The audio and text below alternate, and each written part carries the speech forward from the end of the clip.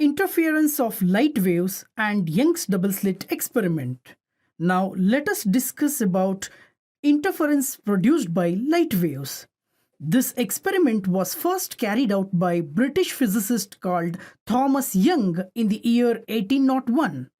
In Young's experiment, a monochromatic light from an illuminated slit S is allowed to fall on two symmetrically placed parallel slits S1 and S2 that are very close to each other and are at equal distance from the source S. The two slits start producing cylindrical wavefronts.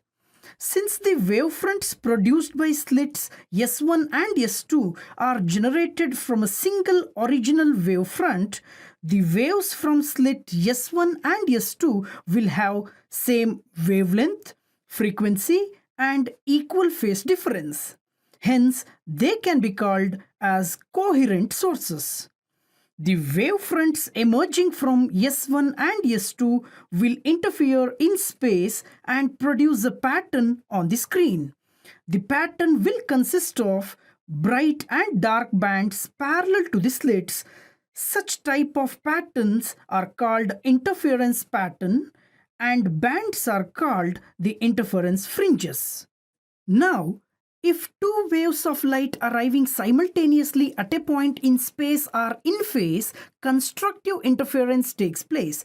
The intensity will be maximum at that point, hence we get a bright fringe. Similarly, if two waves of light arriving simultaneously at a point are in opposite phase or out of phase, destructive interference will take place. The intensity will be minimum or zero at that point, hence we get a dark fringe.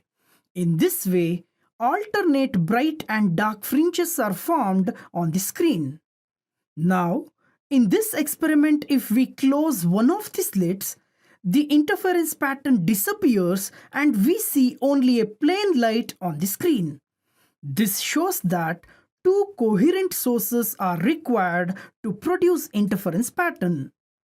Now, let us find the distance between two consecutive bright or two consecutive dark fringes. It is also called as fringe width. Here, let the distance between the two slits S1 and S2 be small d and the distance of the slits from the screen be capital D. The central bright fringe is formed at the point O. Since the point O is at equal distances from S1 and S2, the path difference at this point S2O minus S1O is equal to 0. Now consider any arbitrary point P on the screen. For a bright fringe at point P, the path difference between the two waves reaching the point P must be equal to integral multiples of the wavelengths, that is n lambda. Therefore, S2P minus S1P is equal to n lambda. Let's find S1P and S2P. From the triangle S2RP, S2P square is equal to S2R square plus RP square. We know that S2R is equal to D and RP is equal to X plus D by 2. Substituting these values in the equation, we get S2P square is equal to D square plus X plus D by 2 the whole square. Let's call this as equation number 1.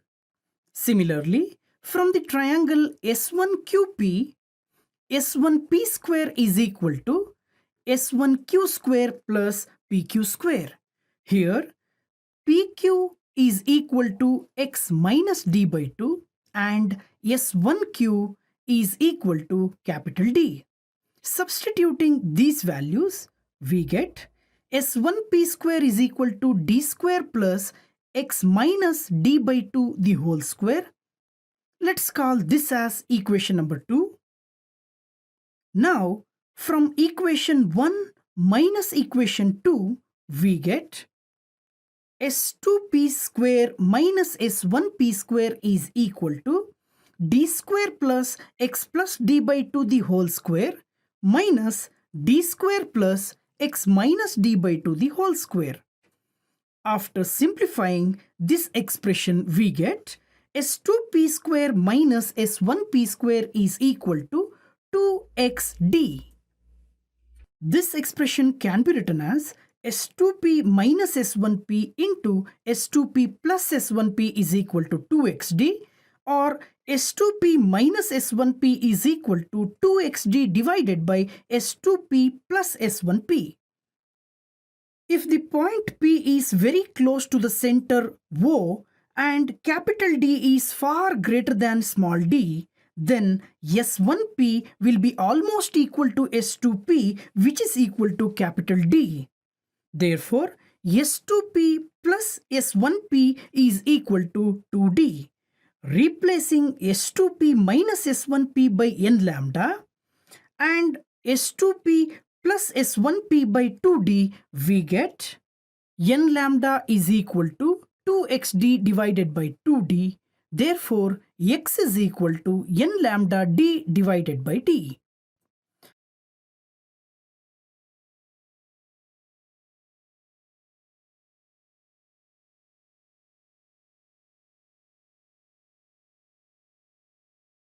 The distance of nth bright fringe from the center O of the screen is given by xn is equal to n lambda d by d.